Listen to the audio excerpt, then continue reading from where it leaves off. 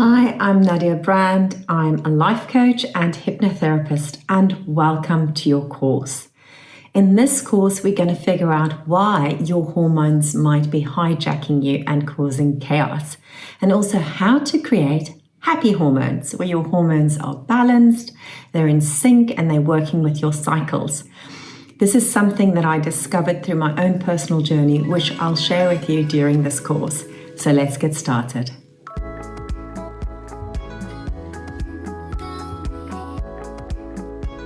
So just a little bit more about myself. As I've said, I'm Nadia and I live in the most beautiful place in Cape Town, sunny South Africa. And I live here with my two daughters. I am a life coach and a hypnotherapist, and I deal with so many issues with my clients on a day-to-day basis. But this is also a personal story for me. This is also about my journey and why I'm doing and giving this course to you. So you can understand that I'm part of the process. I'm not sitting on the sidelines just giving a commentary. I've actually lived and experienced hormones being out of balance and creating chaos in my life. So my personal story started quite a few years back when I just started experiencing heavier and heavier periods about 5 years ago, and just attributed it to growing older. Maybe it's perimenopause. I didn't know. And I just said, well, this is how it is, and I'm going to just get on with it. But it got really, really bad. I left it too long. And in the end, I suffered. My body suffered because I didn't want to address it. I was embarrassed. I didn't know what was going on. And finally, when I went for a scan, a yearly scan at my gynae, she said, oh my word, you've got fibroids and, they must be impacting your health and your periods. And I said, yeah, kind of. So I used to get very, very heavy periods, lasting 7, sometimes 10 days, very intensive, excruciating pain that would sometimes just have me curled up in bed crying because the pain was so much. And I just thought, well, it's part of being a woman. It's part of life. It's just something that I have to live with and deal with. I didn't know it was the fibroids, and the fibroids are attributed to lots of different things. Even though they don't know the true cause of it, there are things that make them get worse, which I'll talk about later. So once I had the scan and realized, oh my word, I've got 2 4-centimeter fibroids, it started to really sink in for me. I also developed, because of the heavy periods, iron deficiency anemia. And it got to such a critical level when they tested my blood, there was very little left. And on medical aid, because it was critical, I could have the transfusion, the infusion, the iron infusion on the medical aid, luckily, because it's about a 6,000 Rand infusion. But I realized I'd let it get too far for too long. And a massive journey started even from 2020 when I had my first scan. I started delving into what are fibroids? How do hormones work? Why do we get them? How can we deal with them? Is there a natural way? Because instantly the gynae was just like, hysterectomy, you're over the age of having babies, you don't want any more. It's just a bag for babies, which I was like, oh my word, this is my womb that we're talking about. And it was a very personal journey. I didn't want to just cut and take things out of my body. And I really went into, is there a natural way of healing this? And for anyone who has gone the route where they've gone and actually had surgery, that's absolutely fine. We don't always know, and we're always doing the best in the moment. But what I learned is, and what I wanted to do is there a natural way of healing my hormones? I realized I was estrogen dominant. My body was showing me I was estrogen dominant by the shape that I was in. And in my book, Happy Hormones, I really delve into the hormonal body type, all the different body types, telling you which hormones are out of sync. Is it the ovaries, adrenals, thyroid, and when we look at the different body types, it'll show you where things are out of sync. So you can address the hormone that is associated with the imbalance, and that is quite important. Cortisol is related to our adrenal glands, and a lot of women then find that they have a lot of soft abdominal fat. Thyroid is maybe a layer of fat all over the body. The liver body type is a very round, very hard. And in South Africa, you'll see that sometimes in men, and they call it a boop, a very round watermelon, quite a hard belly. And with the ovaries, it's putting on weight on the lower body, the hips, the thighs, the buttocks. And what we see as this beautiful big booty is also a sign of being dominant in estrogen. And estrogen is a growing hormone, which we'll discuss in a moment, and it makes things grow bigger, including fibroids. So my journey began, and it was extensive in the research, and I came up with a plan that allows you to eat in sync with your hormones. For years, I just did the same thing, exercised exactly the same 5 times a week, as hard as I possibly could, because all I want to do is lose some extra fat. And I didn't realize that there are different cycles. I have different cycles. My body has different cycles. Different hormones are at play, and we will discuss them during this course. And when your hormones need a boost or need to be taken out of the body so it doesn't keep recirculating, that is what I meant by getting in sync with my body. I learned to live in sync with my hormones, knowing which hormones were at play, because I think we've kind of forgotten all of these things, how to look at our body. Our body is continuously talking to us in a language that we might not understand. And I'm here to help you understand your body and your body's language and your body's signals.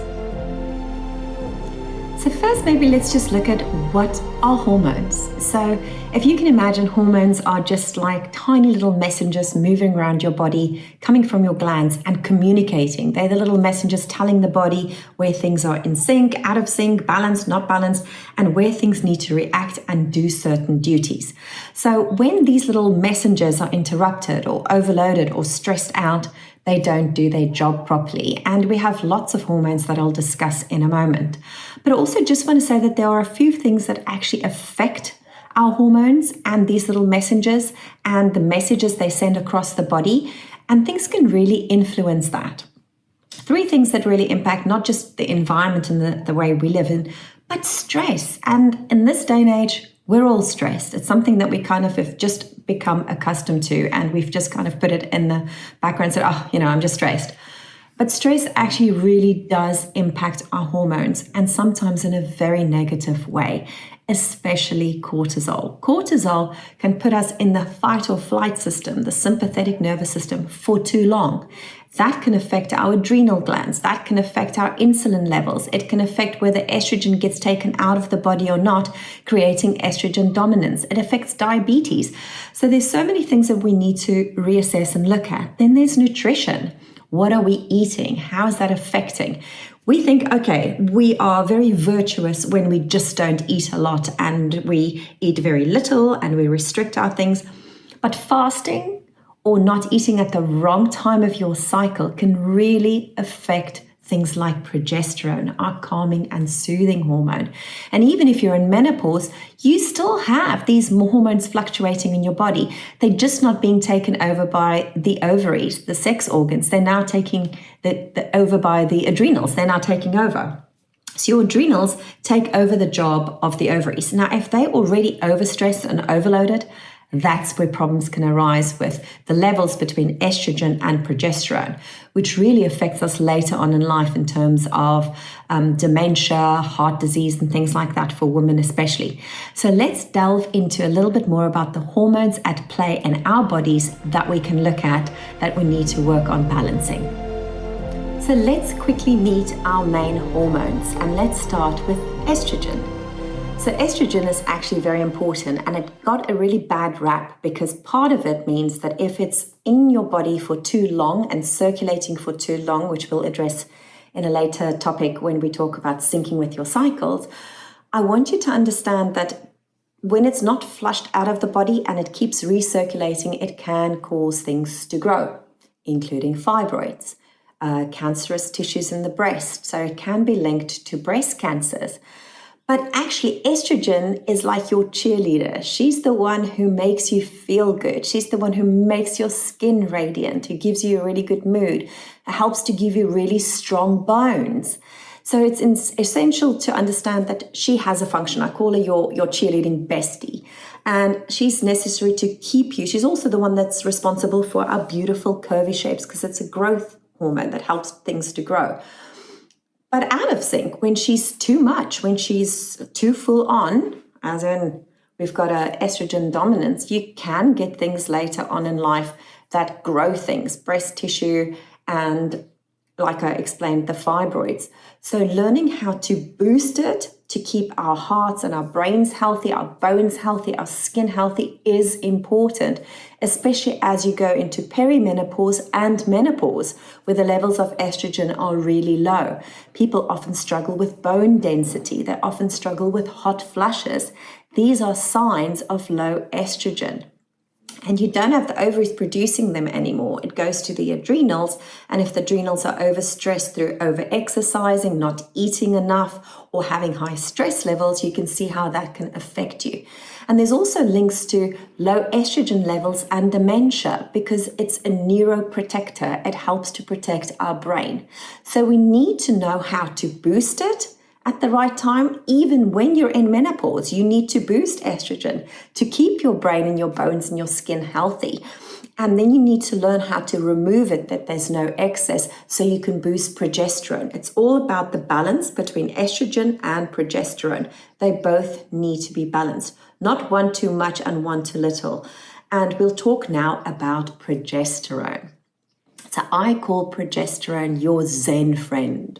She's there all about soothing, calming, relaxation, and it actually is the time where we boost it is before our period. That's when we actually feel at our lowest. We withdraw sometimes, we feel a bit cranky and a bit moody. And again, if she's too low, loads of mood swings, PMS, skin breakouts, all of these things are our body's way of signaling that progesterone is too low. We're pushing ourselves too hard. We are not slowing down and giving progesterone a chance to build up in the system to boost us, to help our mood, to help reduce cortisol and adrenaline. It's actually essential. But cortisol, there's another stress hormone, that actually can deplete our progesterone, our calming and soothing side of our hormonal system. So you can see how all of these are affecting each other, and it is quite a big deal, but it doesn't have to be hard. We can create a simple plan, which I've done in my brand new body plan, but I'll also explain in the later modules. How can we simply and effectively learn to feed the right hormones at the right time and flush them out of the system when they're not needed? And also listening to our body in terms of stress and cortisol. Because cortisol in overload can really damage some of our systems, including our gut, including the myelination of the brain. It affects our memory, our mood, our sleep, insomnia. If you keep waking up between 2 and 3 in the morning, it could also be your liver that is affected by cortisol. So doing a liver detox and a gut detox is paramount to our health system, to help that gut-brain connection, to keep our hearts healthy, to keep our bones healthy, to keep our brains healthy, to live a long and happy life. We also have insulin. Now, we've heard about this, and mainly because it's attached to diabetes. So type 1 and 2 are very different, but insulin is there. It's a little messenger again to say to us, what is happening to the sugar levels in our body? Are they too high or too low? But if we keep sending signals because we are overloading our system with sugar continuously, there's no break from it. Eventually, it's like an alarm that keeps going off. Eventually, our body starts ignoring it. Oh, it's just insulin. Oh, it's just insulin. And that happens in the body. And then our body doesn't respond to the insulin anymore, and it becomes insulin resistant. You don't want to be insulin resistant because you're going to store excess energy in the form of fat onto your body instead of burning it as fuel. Because our main primary source and the easiest source, there are two sources of how our body burns energy in the mitochondria. We're either using sugar or we're using fat. And we want to know when we're using both, because the fat burning is really, really good for the brain. And for muscles to get fast energy, we're using sugar. But if you're only in one system, you're never going to get to the fat burning system. So you'll be burning energy and your muscles are using it, but you're not truly burning fat. We have to give the body a break. We have to do different kinds and styles of eating at different times of the month in sync with your cycle, whether you're in a normal cycle, perimenopause, or menopause. You can still regulate your hormones to really give you the greatest health possible. Now, I just want to talk a little bit about our environment and how things can affect our hormones. So we know stress is affected by how we live and how we feel. So when we have 5 million emails to get through, we have to do the school run and pack lunches, get to the gym, work out, do a meeting, go home, and you might have relationship issues. All of those things create stress, and stress is the direct boss affecting all the other hormones. And I'll get to that in another module. But there's also environmental stress, the things in the air that we are breathing into our bodies, whether we're using natural products in our house or very highly chemical products that we inhale, breathe in, put on our skins, the makeup we use, the water we drink, plastic, for instance, the containers we keep our foods in. All of this can be hormone disruptors. So I always say, go as clean as possible, almost a little bit old-fashioned in our day-to-day, which is just all about convenience, just grabbing, the handy-andy bottle or grabbing the bleach, and we forget about the vinegar and we forget about the bicarb of soda because, oh my word, it's just too much to do. But if you're really interested in it, I suggest really going deeply into looking at your environment. Instead of using highly scented perfumes, is to use natural flavors and scents like essential oils, who really are about mood upliftment, because some of the oils create a feeling of calm, create a feeling of happiness and joy, and they're all coming from nature. The closer to nature we live, the happier our body is. So I always shift all of my clients straight onto a fully organic, free-range, grass-fed diet and life plan. Clean out the stuff in your cupboard. Go and check what's in your body products. What are you putting onto your skin every single day? The body lotions, the sprays, the perfumes, the hair conditioner and shampoos that we're using. If you truly believe in this journey and your body is signaling overstressed, overload, and you can feel it that you're just not feeling healthy, maybe just eliminating 1 or 2 things initially in your lifestyle will start making massive changes for your hormone and your body.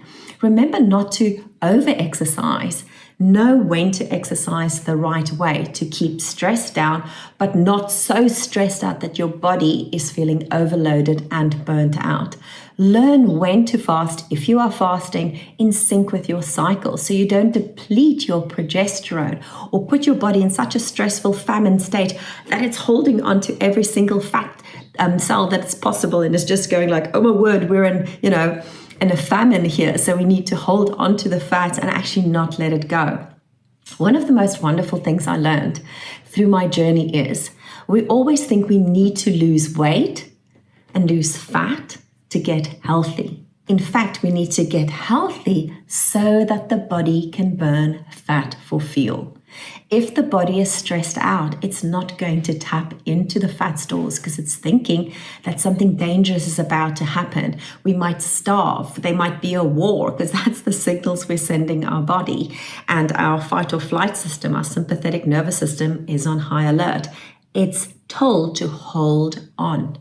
When our body feels nourished and looked after and cared for, we're looking after our mental well-being, our physical well-being, our nutrition, our sleep, our water and hydration. All of these things are so important to speak to the body to say, you're safe, you're happy, you're peaceful, it's okay. And in that state, our body naturally burns fat for fuel.